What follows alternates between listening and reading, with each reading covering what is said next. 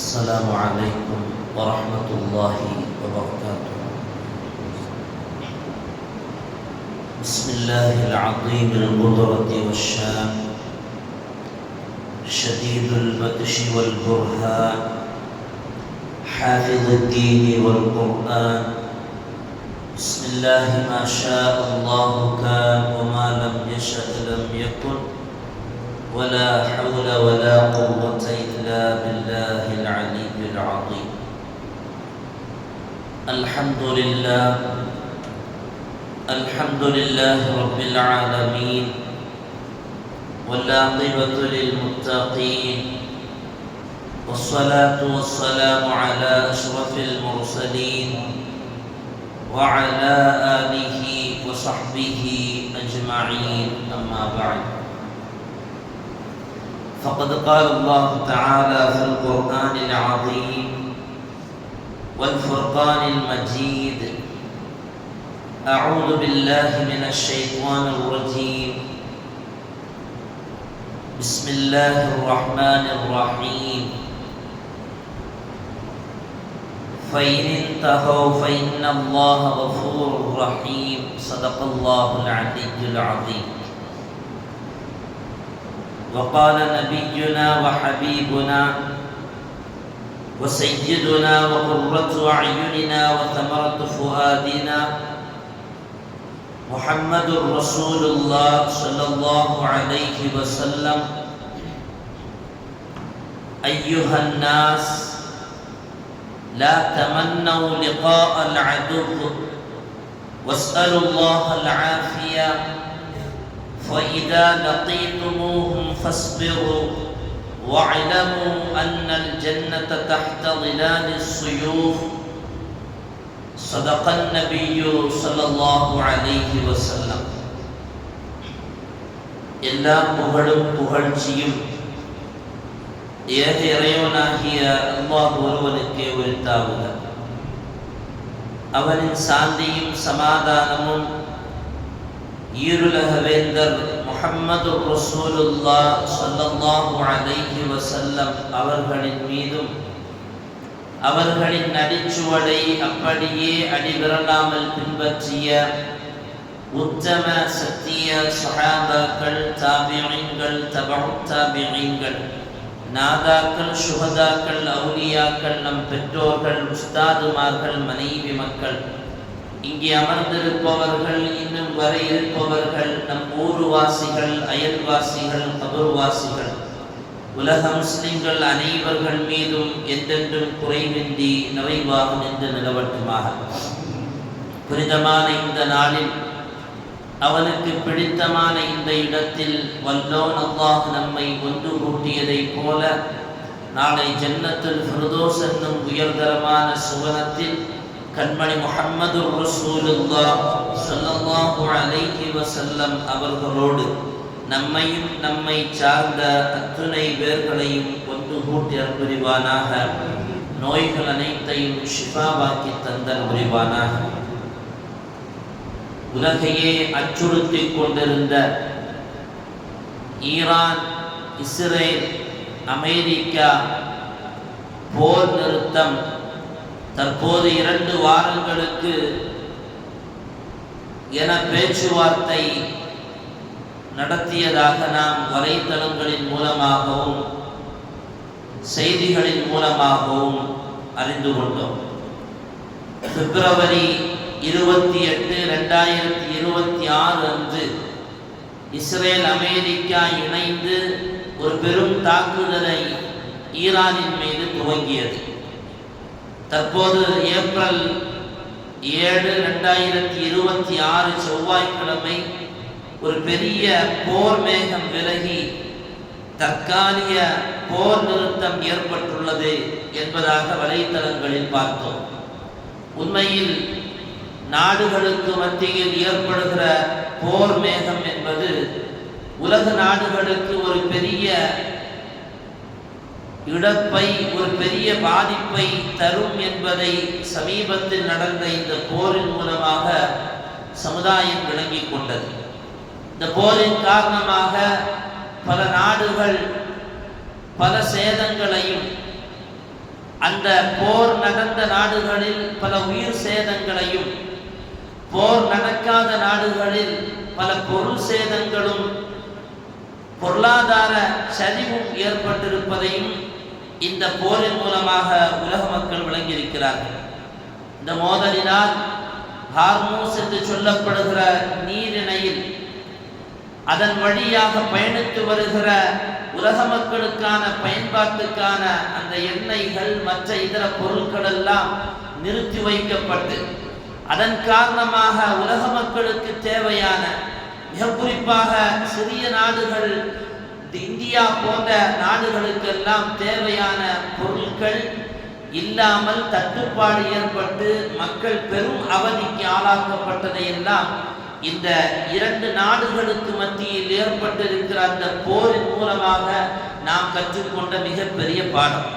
தற்போது இன்றைய தினம் பாகிஸ்தான் போன்ற சில நாடுகள் இணைந்து கொண்டு ஈரான் அமெரிக்காவிற்கு இடையில் ஏற்பட்டிருக்கக்கூடிய இந்த போருக்கு ஒரு முற்றுப்புள்ளி வைப்பதாக பேச்சுவார்த்தை நடத்துவதற்காக வேண்டி பாகிஸ்தானுடைய தலைநகரத்தில் இன்று நடக்கவிருக்கக்கூடிய அந்த ஒப்பந்தம் 2 வாரத்திற்கு போர் நிறுத்தம், உண்மையில் அது நிரந்தர நிறுத்தமாக ஆக வேண்டும் என்பதுதான் உலக முஸ்லிம்கள் இப்போதைக்கு செய்ய வேண்டிய பிரார்த்தனையின் முக்கியமான ஒரு அம்சம்.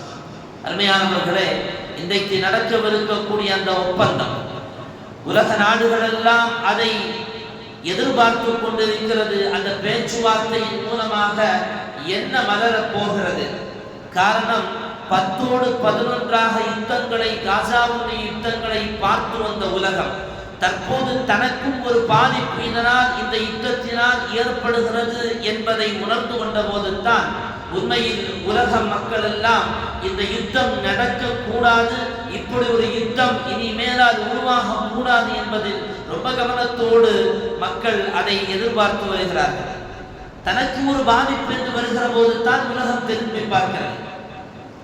உலக நாடுகள், முஸ்லிம் நாடுகள் என்று சொல்லப்படுகிற சவுதி உட்பட காசாவிற்கு ஒரு பாதிப்பு என்ற போது வாய்க்கட்டி அப்படியே அமர்ந்து பார்த்து கொண்டிருந்த நாடுகள் எல்லாம் இன்றைக்கு தனக்கும் பாதிப்பு என்ற போது இந்த யுத்தம் தேவையில்லை, இது ஒரு பெரிய அதர பாதாளத்திற்கு நாடுகளை கொண்டு செல்லும், நாம் கட்டி காத்து வந்த பல ஆண்டுகளாக நாம் சம்பாதித்து வந்த நம்முடைய சம்பாத்தியங்கள், பொருளாதாரங்கள் கோபுரம் போல எழுப்பி நிறுத்தப்பட்டிருக்கக்கூடிய பில்டிங்குகள் எல்லாம் இதனால் பெரிய சேதத்திற்கு ஆளாக்கப்படுகிறது என்று சுருக்கமாக தன்னிலத்தை பார்த்து கொண்டு இப்படி ஒரு போர் தேவையில்லை, உடனடியாக இதற்கு நிறுத்தம் வேண்டும் என்று முன்வந்திருப்பது உண்மையில் அருமையானவர்களை, இது காசாவின் மீதும் இந்த இயக்கம் வந்திருக்க வேண்டும்.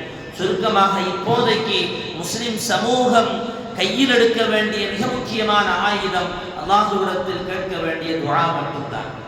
2 வாரத்திற்கு நிறுத்தி வைக்கப்பட்டிருக்கிற இந்த யுத்தம் நிரந்தர நிறுத்தமாக மாற்றப்பட வேண்டும் அல்லாஹ் என்று நாம் துஆ செய்ய வேண்டும். அல்லாஹ் தௌஃபீக் செய்தல் புரிவானாக. அருமையானவர்களே, இஸ்லாத்தை பொறுத்தவரையிலேயும் யுத்தத்தை இஸ்லாம் எப்படி பார்க்கிறது? யுத்தத்தை இஸ்லாம் வரவேற்கிறதா அல்லது யுத்தத்திற்கான வரையறையை இஸ்லாம் சொல்லி தந்திருக்கிறதா என்று குர்ஆன் ஹதீஸினுடைய அடிப்படையில் ஆராய்கிற பொழுது யுத்தத்தை இஸ்லாம் வரவேற்கவில்லை. யுத்தத்தை பற்றி குர்ஆன் அல்லாஹ் என்ன சொல்லுகிறான்? வகாத்திலு ஃபீ சபீலில்லாஹி அல்லதீன யுகாத்திலூனகும், நீங்களாக யுத்தத்திற்கு செல்ல வேண்டாம், உங்களோடு போர் செய்வதற்கு யாராவது முற்படுவார்களே ஆனால் நீங்களும் போர் செய்வதற்காக வேண்டி தயாராகுங்கள். அப்படி போர் செய்வதற்கு நீங்கள் தயாரானாலும் கூட வலா தஅதது, நீங்கள் அந்த போரில் வரம்பு மீறக்கூடாது. இன்னல்லாஹ லா யுஹிப்புல் முஅ்ததீன், அல்லாஹ் வரம்பு மீறுபவர்களை விரும்ப மாட்டான். ஒருவேளை அப்படி போர் செய்வதற்காக வேண்டி முன் வந்தவர்கள் அவர்களுடைய போர்களை எல்லாம் நிறுத்தம் செய்துவிட்டு அதிலிருந்து பின்வாங்குகிறோம் என்று ஒரு அறிவிப்பை கொடுத்தால், அப்படி அவர்கள் பின்வாங்கிக் கொண்டால் நீங்களும் போரிலிருந்து பின்வாங்கிக் கொள்ள வேண்டும். அவர்கள் நிறுத்தம் செய்ததற்கு பின்னால் நீங்கள் தொடரக்கூடாது. அல்லாஹ் மிகவும் இரக்கமுள்ளவனும் மன்னிப்பவனும் ஆவான் என்று அல்லாஹ் குர்ஆன் வசனத்தில் யுத்தத்தை பற்றி சொல்லுகிறான். இதையெல்லாம் தாண்டி அல்லாஹ் பேசுகிற விஷயம் தெரியுமா? நபியே, நீங்கள் சமாதானத்தை விரும்புங்கள், இஸ்லாம் என்ற வார்த்தைக்கான அர்த்தமே அதுதானே, சலாம், சாந்தி, சமாதானம். மக்கமா நகரத்தில் சமாதானம் இல்லாத ஒரு சூழலில் தான் பெருமானார் அவர்கள் வழியாக இஸ்லாத்தை உலகத்திற்கு பிரகடனம் செய்த ரப்புல் ஆலமீன் அங்கே சமாதானத்தை உருவாக்கினார். அல்லாஹ் ஒரு இடத்தில் சொல்லுவான், அந்த மக்கள் சமாதானத்திற்காக வேண்டி உங்களிடத்தில் வந்தால் நீங்களும் சமாதானத்திற்காக தயாராகிக் கொள்ளுங்கள். அடுத்து அல்லாஹ் சொல்லுவான், இந்த சமாதானத்திற்காக வேண்டி தயாராகிய நீங்கள் அல்லாஹ்வின் மீது தவக்குல் வைத்துக் கொள்ளுங்கள். இன்னஹு ஹுவஸ் ஸமீஉல் அலீம், அவன் மிகவும் கேட்பவன், மிகவும் அறிபவன் என்று அல்லாஹ் இந்த வசனத்தில் பெருமானார் அவர்களை பார்த்து பேசுகிறார். ஆக சுருக்கமாக இஸ்லாம் எங்கேயும் போரை துவங்குகிற மார்க்கமல்ல. சொல்வார்கள் அல்லவா, யாரிடத்திலும் சண்டைக்கு போக மாட்டோம், வந்த சண்டையை விட மாட்டோம். இதுதான் இஸ்லாத்தினுடைய கோட்பாடு. கோழைத்தனம் அல்ல இஸ்லாம், சமாதானத்தை விரும்புகிற மார்க்கம். அதிலும் குறிப்பாக பெருமானார் ஸல்லல்லாஹு அலைஹி வஸல்லம் அவர்கள் பேசிய ஒரு அழகான ஒரு ஹதீஸை பார்க்க முடியும். நாயகம் உலக மக்களுக்கு சஹாபாக்களின் வழியாக ஒரு செய்தியை அன்றைக்கு மக்கா மதீனா நகரத்தில் பேசினார்கள்.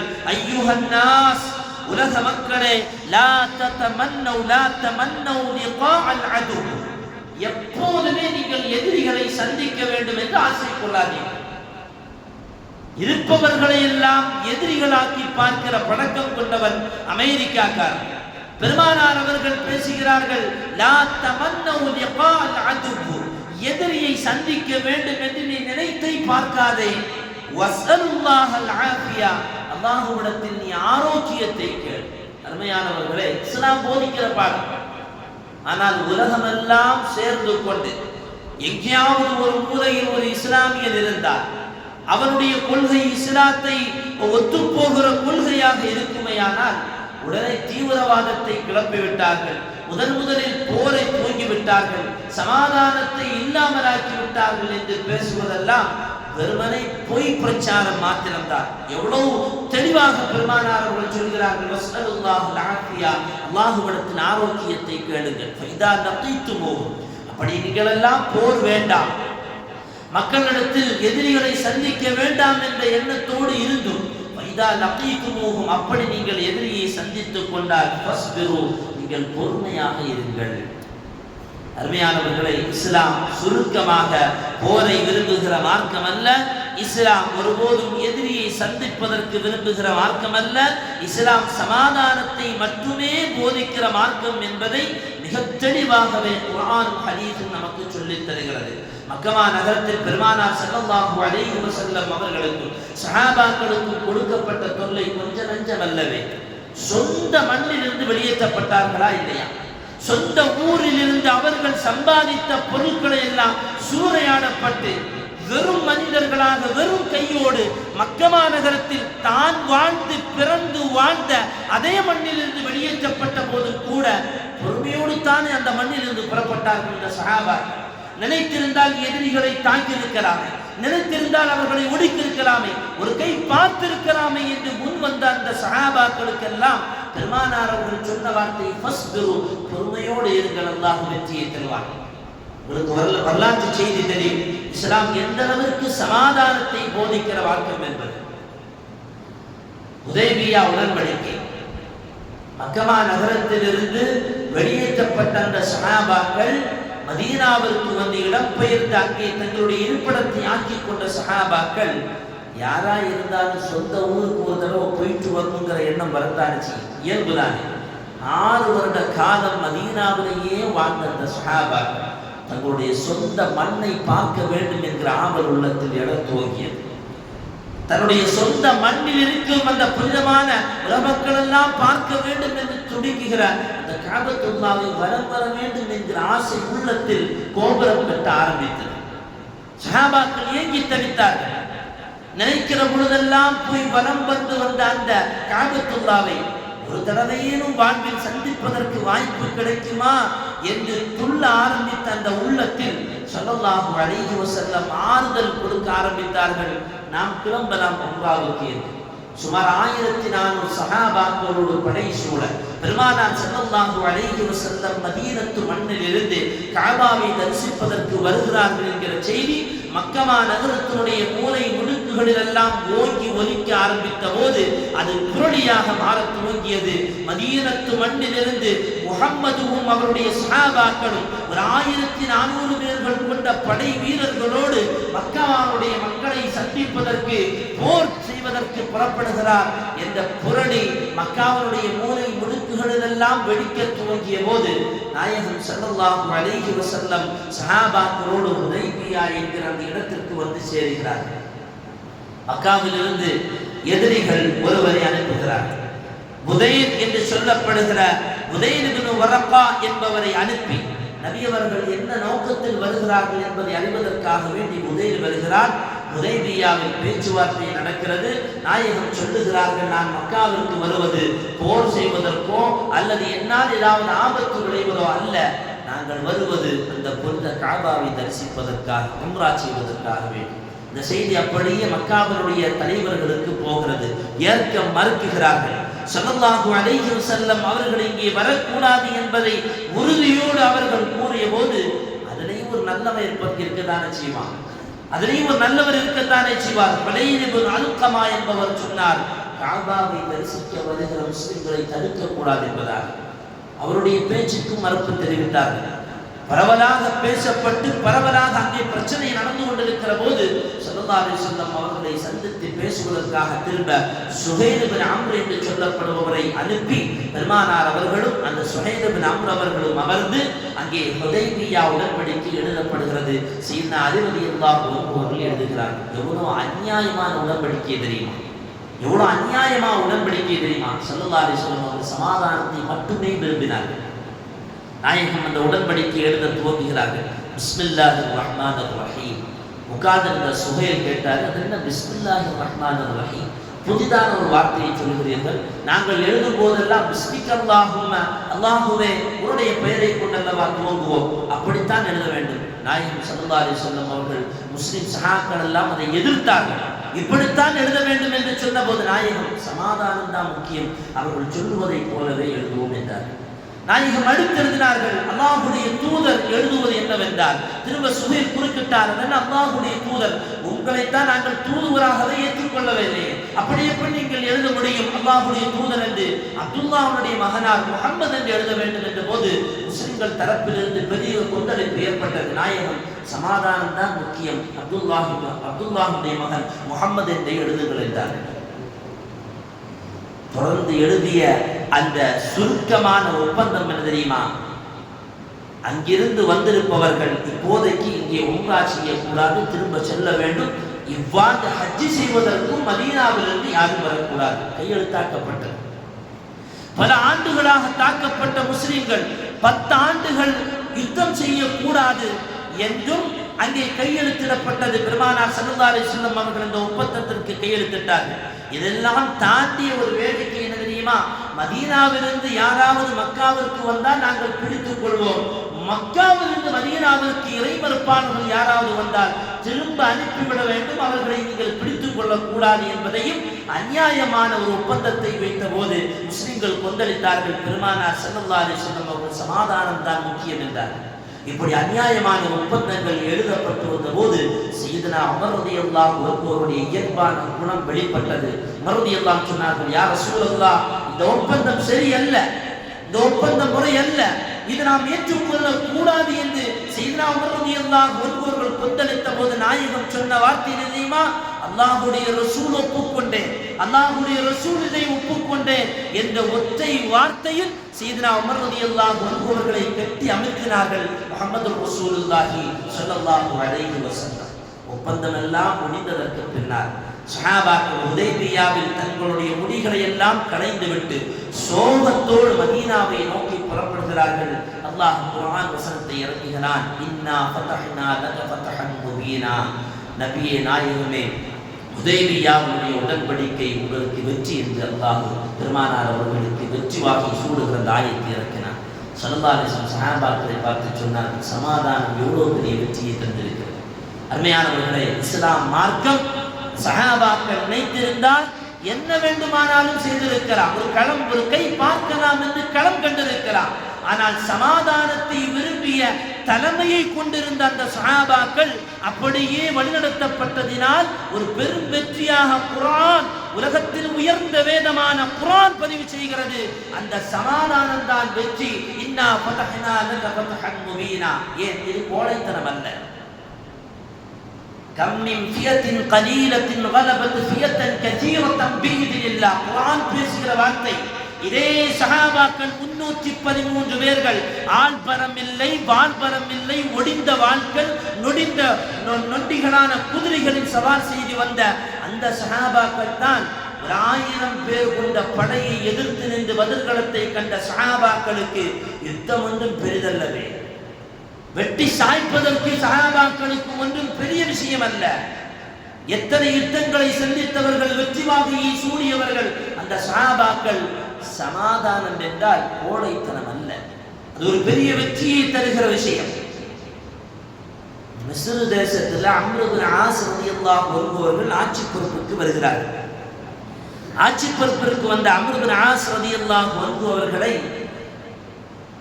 அவர் எப்படிப்பட்டவர் என்று பார்த்து வருவதற்காக வேண்டி அன்றைக்கு அந்த பகுதியில் மன்னராக இருந்த முகௌகிஸ் என்று சொல்லப்படுகிற மன்னர் ஒரு 3 தூதுவர்களை அனுப்பி வைக்கிறார். இந்த 3 பேர்களும் அம்ர் இப்னு ஆஸ் ரலியல்லாஹு அன்ஹு அவர்களை சந்திப்பதற்காக வந்தவர்கள். அதை புரிந்து கொண்ட அம்ர் இப்னு ஆஸ் ரலியல்லாஹு அன்ஹு அவர்கள் இந்த 3 பேரும் 3 நாள் தன் பக்கத்துல தன்னுடைய கூடாரத்திலேயே தங்க வைக்கிறார்கள். முஸ்லிம்களுடைய நடவடிக்கைகளை எல்லாம் பார்த்து தெரிவதற்காக வேண்டி வந்த 3 பேரும் தங்குறாங்க. 3 நாள் பார்க்கிறாங்க. திரும்ப முகௌகிஸ் என்று சொல்லப்படுகிற அந்த மன்னரிடத்தில் திரும்ப போறாங்க. முகௌகிஸ் கேட்பாரு, கைஃப ரஅய்துமு, நீங்கள் அவங்க பார்த்தீங்களே, அவங்க எப்படி இருந்தாங்க, அவங்கள பார்த்தீர்களே, அவர்களை பற்றிய தகவல் என்ன? வந்த அந்த 3 பேர்கள் சொன்னார்கள், ரஅய்னா கௌமன் அல் மௌத்து அஹப்பு இலைஹி மினல் ஹயாத். இப்படி ஒரு ஜனத்தை நான் பார்க்கவே முடியாது. அந்த மக்கள் வாழ்வதை விடவும் மரணத்தை விரும்புகிற ஒரு கூட்டம். வத்தவாது அஹப்பு இலைஹி மினல் ரிஃஆ. கர்வத்தை விடவும் அவர்களுக்கு பணிவுதான் மிக விருப்பம். லைஸ லி அஹதிஹிம் ஃபித் துன்யா ரக்பா. உலகத்தில் வாழ்கிற அல்லது உலகத்தினுடைய எந்த இன்பமும் ஆசையும் அவர்களுக்கு ஒருவருக்கு கூட இல்லை. இன்னமா ஜுலூசுஹும் அல துராப். அவர்கள் அமர்வதும் மண்ணிலேயே, அவர்கள் அமர்ந்து உண்ணுவதும் மண்ணிலேயே, அவர்கள் அமர்வதும் மண்ணிலேயே, அவர்கள் உண்ணுவதும் அமர்ந்து மண்ணிலேயே. வ அமீருஹும் கவாஹிதும் மின்ஹும். அவர்களுடைய தலைவரை பார்த்தால் அவர்களில் ஒருவராகவே அவர் அமர்ந்திருக்கிறார். மா யஅரிஃபுஹும் ரஃபீஉஹும் மின் வதீஇஹும். அவர்களில் யார் பெரியவர், யார் அடிமை, யார் தலைவர், யார் எஜமான் என்கிற எந்த பாகுபாடும் அங்கே பார்க்க முடியவில்லை. வைதா ஹதரத்திஸ் ஸலாத் லம் யதகல்லஃபு அன்ஹா மின்ஹும் அஹத். அவங்கள தொழுகைக்கான நேரம் வந்தா ஒருத்தர் கூட தொழாமல் இருப்பதில்லை. எல்லோர்களும் சஃபில் நின்று தொழ ஆரம்பிக்கிறார்கள். அதற்காக வேண்டி அங்க அவயவங்களை சுத்தம் செய்கிறார்கள். தொழுகைக்காக வேண்டி தக்பீர் கட்டிவிட்டால் ரொம்ப அச்சத்தோடு நின்று பயபக்தியோடு நின்று அந்த மக்கள் தொழுகிறார்கள் என்று முகௌகிஸ் மன்னரிடத்தில் வந்த அந்த 3 தூதுவர்களும் சொன்ன போது முகௌகிஸ் சொன்ன வார்த்தை என்ன தெரியுமா? உண்மையில் இந்த கூட்டத்தை வெல்ல முடியாது, உண்மையில் இந்த கூட்டத்தை வெல்ல முடியாது. இது ஈமானிய கூட்டம், இது இறை நம்பிக்கை உள்ள கூட்டம். நாம் வெற்றி பெற வேண்டுமானால், நமக்கான அடைக்கலம் வேண்டுமானால் அந்த கூட்டத்தோடு நாம் சேர்ந்து கொள்வோம் என்று முகௌகிஸ் என்று சொல்லப்படுகிற அந்த மிஸ்ர் தேசத்தினுள் வாழ்ந்த அந்த மன்னர் படை சூழ அம்ர் இப்னு ஆஸ் ரலியல்லாஹு அன்ஹு கரம் பிடித்து இஸ்லாத்தை ஏற்றுக்கொண்டார்கள் என்பது வரலாறு சொல்லுகிறது. அருமையானவர்களே, எனவே இஸ்லாம் சமாதானத்தை போதிக்கிற மார்க்கம் என்பதற்காக வேண்டி இஸ்லாம் கோழையான மார்க்கம் அல்ல. சமாதானம் ஒரு பெரிய வெற்றியை தரும் என்பதனால் தான் பெருமானார் ஸல்லல்லாஹு அலைஹி வஸல்லம் அவர்கள் எந்நேரமும் சமாதானத்திற்கு துணை போனார்கள். இந்த நேரத்தில் இஸ்லாமியர்களாக வாழுகிற முஸ்லிம் மக்களாகிய நாம் செய்ய வேண்டிய 2 விஷயம். ஒன்று, நமக்கு மத்தியிலான ஒற்றுமை தேவை. எங்கே ஒற்றுமை இல்லையோ அங்கே பெரிய பாதிப்பை இந்த சமூகம் சந்தித்தது என்பதுதான் வரலாறு. எத்தனையோ வரலாறுகளை சொல்லி போகலாம். பெருமானார் ஸல்லல்லாஹு அலைஹி வஸல்லம் அவர்கள் அல்லாஹ்விடத்தில் கேட்பார்கள், யா அல்லாஹ், என்னுடைய சமூகம் பஞ்சத்தால் அவர்கள் பாதிக்கப்பட்டு போய்விடக்கூடாது, அவர்கள் பஞ்சத்தால் பாதிக்கப்பட்டு போய்விடக்கூடாது என்று அல்லாஹ்விடத்தில் பெருமானார் ஸல்லல்லாஹு அலைஹி வஸல்லம் அவர்கள் துஆ செய்த போது நாயகம் ஸல்லல்லாஹு அலைஹி வஸல்லம் அவர்களை பார்த்து அல்லாஹ் சொல்வான், ஒருபோதும் உங்களுடைய சமூகத்தை பஞ்சத்தால் நான் அழிக்கவே மாட்டேன். அதே நேரத்தில் அவர்களுக்கு மத்தியில் ஒற்றுமை இல்லாமல் அவர்களுக்குள்ளால் இருப்பவர்களை சிறைபிடித்தார். அதனால் தான் அடுத்தவர்கள் அவர்கள் மீது ஆதிக்கம் செலுத்துவதற்கான வாய்ப்பு ஏற்படுமே தவிர அதுவரையிலையும் என் புறத்திலிருந்து எந்த பாதிப்பும் உங்களுடைய உம்மத்திற்கு ஏற்படாது என்பதை ஒற்றுமைதான் முக்கியம். அந்த ஒற்றுமை இருந்தால் இந்த சமூகத்தை அழிக்க முடியாது என்பதை முஹம்மது ரசூலுல்லாஹி ஸல்லல்லாஹு அலைஹி வஸல்லம் அவர்களுக்கு அல்லாஹ் சொல்லுவார். அப்போ முதலில் முஸ்லிம் சமூகத்திற்கு தேவை ஒற்றுமை. இன்றைக்கு நடக்கவிருக்கும் தேர்தலுக்காக வேண்டி ஓர் கொலையில் முஸ்லிம்கள் சேர்ந்திருப்பது உண்மையில் மிகப்பெரிய வெற்றியும் சந்தோஷம். இது தேர்தலுக்காக வேண்டி மாத்திரமல்லாமல் ஊருக்குள் இருந்தாலும் அல்லது வேறு பிரச்சனையாக இருந்தாலும் அல்லது வேறு நன்மையாக இருந்தாலும் எதுவாக இருந்தாலும் ஓர் அணியில் வித்தியாசமான கொள்கையில் சப்புகள் அணிநிறந்து தக்பீர் முழக்கத்தோடு நாம் தக்பீர் தஹ்ரீமாவை மேற்கொள்கிற இந்த சமூகம் களத்தில் வருகிற பொழுதும் அந்த ஒற்றுமையை பார்க்க வேண்டும். களத்தில் வருகிற பொழுதும் இஸ்லாமிய சமூகத்திற்கு என்று ஒரு பாதிப்பு இருக்கிற பொழுது அந்த ஒற்றுமை சப்பு நிற்பதை போல சமூகத்திலும் களம் கண்டால் ஒரு பெரிய வெற்றியை உலகளவில் இந்த முஸ்லிம் சமுதாயம் மிகப்பெரிய வெற்றியை கையாளுவார்கள் என்பதற்கு எந்த மாற்று கருத்தும் இல்லை.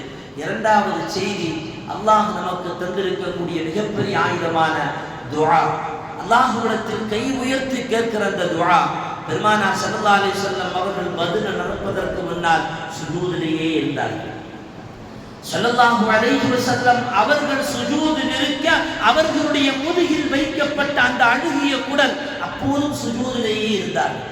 நாயகம் கேட்ட துஆ பத்ரிலும் ஒப்புக்கொள்ளப்பட்ட போது பத்ரிலும் ஒப்புக்கொள்ளப்பட்டது. பெருமானார் அவர்களுடைய முதுகுக்கு மேலால் வைக்கப்பட்ட அந்த அழுகிய குடல் நேரத்தில் வைக்கப்பட்ட அந்த நேரத்தில் நாயகம் கேட்ட அந்த துஆ அதுவும் ஒப்புக்கொள்ளப்பட்டது. சில நேரங்களில் கேட்கிற துஆக்களுக்கு அல்லாஹ் கொஞ்சம் காலதாமதமாக பதிலை தருவார். மூசா நபிக்கு அப்படித்தான் ஃபிரௌனை அழிப்பதற்கு அல்லாஹ் கேட்ட துஆவிற்கு 40 ஆண்டுகளுக்கு பின்னால் பதில் கொடுத்தார்.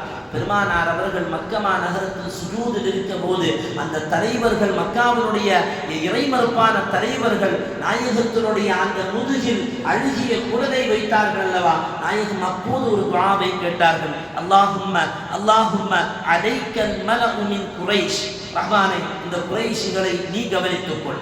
அல்லாஹும்ம அலைக்க பிஉத்பத பின் ரபீஆ, நீ இவரை நீ கவனித்துக்கொள். அல்லாஹும்ம அலைக்க பி ஷைபத் பின் ரபீஆ, ஷைபத் பின் ரபீஆவை நீ கவனித்துக்கொள் என்று நாயகம் ஸல்லல்லாஹு அலைஹி வஸல்லம் அவர்கள் மக்கமா நகரத்தில் வைத்து அந்த சுஜூதில் இருக்கிற நேரத்தில் கேட்ட அந்த துஆ அல்லது சுஜூதிலிருந்து எழுந்ததற்கு பின்னால் கேட்ட அந்த துஆவினுடைய பதில் எப்போது கொடுக்கப்பட்டது? மதீனாவிற்கு பெருமானார் அவர்கள் வந்து அங்கே குடியமர்ந்து பத்ர் யுத்தம் துவங்கிய காலத்தில் அந்த பத்ர் யுத்தத்தினுடைய அந்த தருணத்தில் பெருமானார் ஸல்லல்லாஹு அலைஹி வஸல்லம் அவர்களுக்கு அல்லாஹ் பதிலை கொடுத்தார். இந்த ஹதீஸை அறிவிக்கக்கூடிய அப்துல்லாஹ் பின் மஸ்ஊத் ரலியல்லாஹு அன்ஹு அவர்கள் சொல்வார்கள், ஃபலகத் ரஅய்துமூஹும் குத்திலு யௌம பத்ர் ஜமீஆ, நாயகம் எந்த எதிரிகளுக்காக வேண்டி மக்காவில் வைத்து துஆ கேட்டார்களோ அந்த எதிரிகள் எல்லாம் பெயர் சொல்லப்பட்டதை போல அந்த பத்ர் யுத்த களத்தில் கொல்லப்பட்டார்கள். அது ஒரே ஒருவர் மட்டும்தான் உமையா.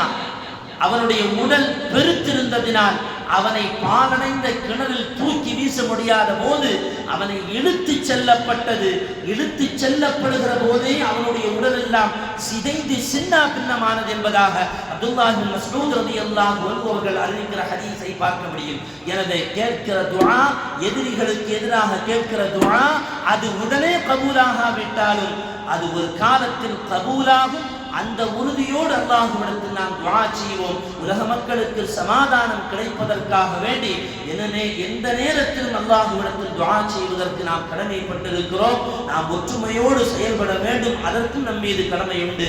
எல்லாம் அல்லாஹ் சுப்ஹானஹு வ தஆலா இன்று நடக்கவிருக்கிற அந்த ஒப்பந்தத்தில் நல்ல தீர்வை அல்லாஹ் உலக மக்களுக்கு ஏற்படுத்தி தந்தல் புரிவானாக. சமாதானத்தை அல்லாஹ் சமூகத்தில் ஏற்படுத்தி தந்தல் புரிவானாக. முஸ்லிம் சமூகத்திற்கு மத்தியில் அல்லாஹ் ஒற்றுமையை தந்தல் புரிவானாக.